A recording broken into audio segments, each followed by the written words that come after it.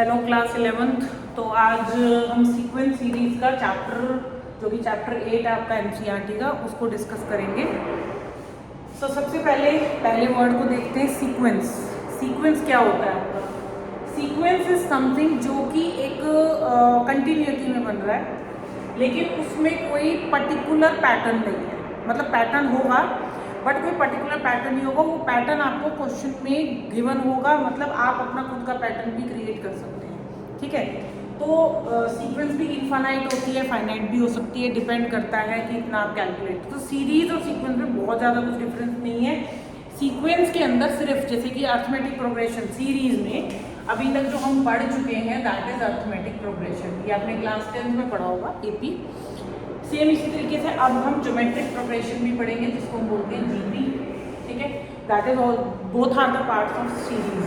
Sequence होती है कि भाई आपने कुछ नंबर्स को लिया, एक पर्टिकुलर पैटर्न फॉलो करा। वो पर्टिकुलर पैटर्न अर्थमेटिक प्रोग्रेशन में क्या होता है कि एक स्पेसिफिक और फिक्स नंबर आप ऐड करते हो। ऐसे ही ज्योमेट्रिक प्रोग्रेशन में एक स्पेसिफिक नंबर आप हर बार मल्टीप्लाई करते हो या डिवाइड करते हो।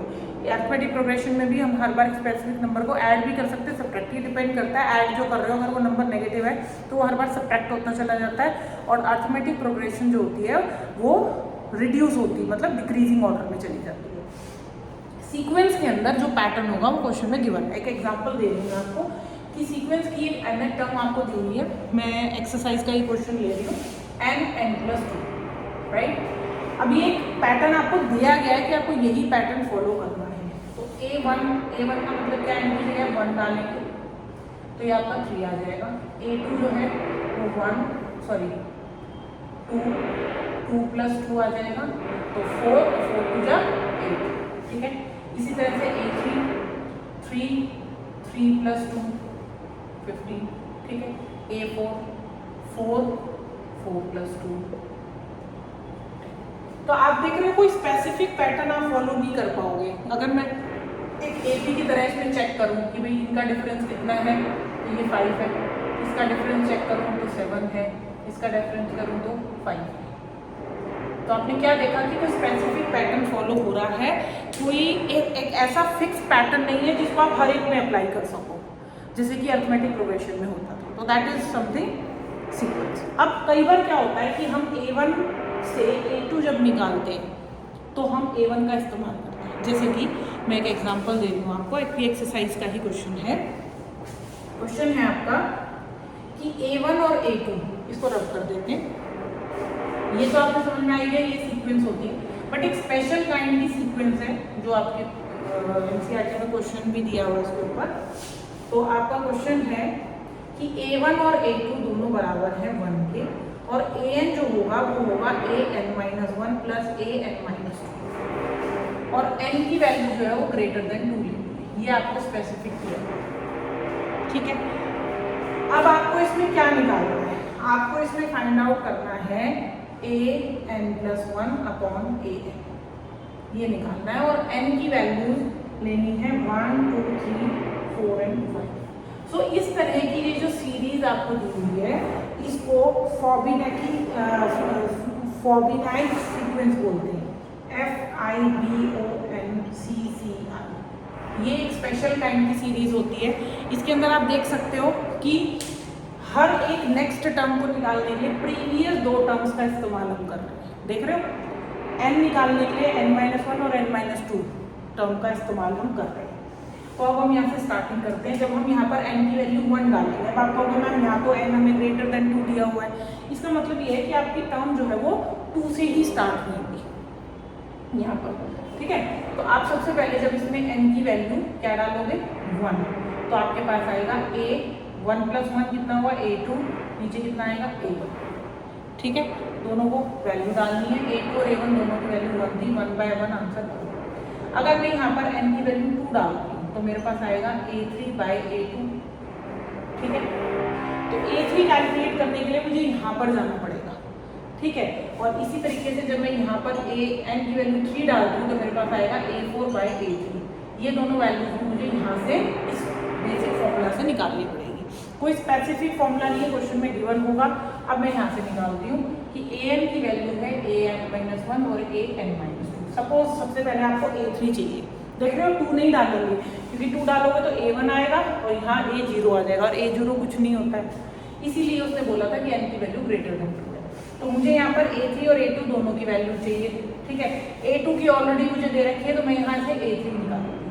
n की वैल्यू अगर आपने 3 डाली तो यहाँ A2 आएगा और यहाँ A1 आएगा, तो दोनों को ऐड कर देंगे तो आएगा 1 + 1 मतलब 2।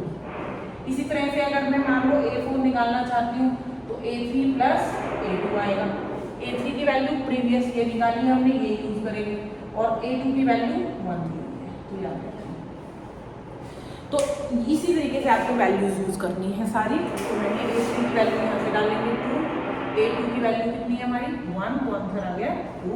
A4 की वैल्यू हमने निकाली 3, A3 की वैल्यू कितनी निकाली 2, तो आंसर आया 3/2।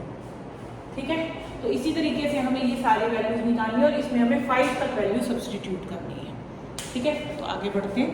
यहाँ तक हमने किया, अब इसके आगे देखते हैं। ये मैंने ये n की वैल्यू 3 तक सब्सटीट्यूट करी थी।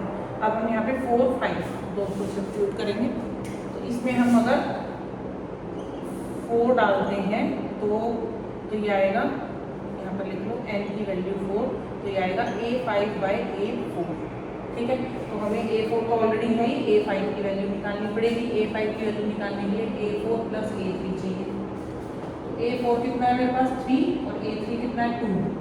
तो आप देख रहे हो ना, प्रीवियस दोनों टर्म्स को हम ऐड करके नेक्स्ट टर्म कैलकुलेट कर रहे हैं। इस तरह के क्वेश्चन आपने क्वांटिटेटिव एप्टीट्यूड या लॉजिकल रीजनिंग में देखे होंगे। तो A5 कितना आया बेटा 5 और A4 कितना आया हमारे पास 3। फिर n की वैल्यू अगर मैं 5 डालूंगी तो यहाँ आएगा n की वैल्यू 6, वैल्यू 5, तो मुझे A6 भी निकालना पड़ेगा। A6 की वैल्यू कितनी आएगी A5 + A4। A5 मैं ऑलरेडी निकाल चुकी हूँ, A4 मेरे पास 3 है, ये हो गया 8।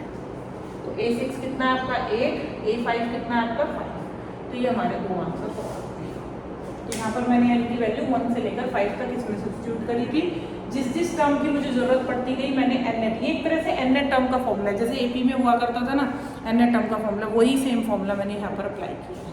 ठीक है, लेकिन इसका अपना फॉर्मूला है, ये स्पेशल टाइप की सीरीज होगी, इसका एक ही क्वेश्चन एनसीईआरटी में दिया है, बाकी सब सीक्वेंस के क्वेश्चन हैं। जैसा फॉर्मूला है उसमें उसी में ही आपको n की वैल्यू सब्स्टिट्यूट करते जाना है। ठीक है, तो मैं अब मैं एक्सरसाइज स्टार्ट कर रही हूँ, जिसमें मैंने जो कुछ क्वेश्चन एनसीईआरटी की उसी एक्सरसाइज से लिए थे, अब हम स्पेसिफिकली सीक्वेंस से सारे क्वेश्चन सॉल्व करेंगे।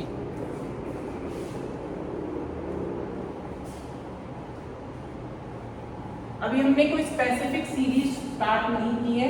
फर्स्ट एक्सरसाइज में उन्होंने सीक्वेंस के ही क्वेश्चंस आपको ज़्यादा दिए हैं, सीरीज आपकी सेकेंड एक्सरसाइज से स्टार्ट होती है। ठीक है, तो आपकी एक्सरसाइज 8.1 हम सॉल्व कर रहे हैं, क्वेश्चन नंबर 1। इसमें फर्स्ट क्वेश्चन मैं ऑलरेडी कर चुकी हूँ, again I am writing it. ये थी हमारी टर्म और इसमें फर्स्ट 5 टर्म्स हमको कैलकुलेट करनी है। तो A1 की वैल्यू कितनी होगी, n की जगह बस 1 डालते जाइए, तो 3। A2 की वैल्यू कितनी होगी 2 × 2 + 2, तो 4 हो गया 8। फिर इसी तरह से A3 3 + 2 15। A4 की वैल्यू 4 + 2 24। A5 की वैल्यू 5 + 2 कितना हो जाएगा 7 30। तो ये आपके फर्स्ट, सेकंड, थर्ड, फोर्थ, 5, ये आपकी 5 टर्म्स हो गई। सेकंड क्वेश्चन देखिए इसका, an = n/n+1। इसमें भी A1 की वैल्यू होगी 1/1+1 मतलब कि 1/2। A2 की वैल्यू होगी 2/2+1 मतलब 2/3। A3 की वैल्यू होगी, just you have to apply the value of n, जैसे nnet टर्म आप 10th क्लास में कैलकुलेट करते थे, तो 3/4। A4 की वैल्यू आ जाएगी 4/5। A5 की वैल्यू आ जाएगी 5/5। ठीक है, थर्ड क्वेश्चन देखिए इसका, an = 2 की पावर n।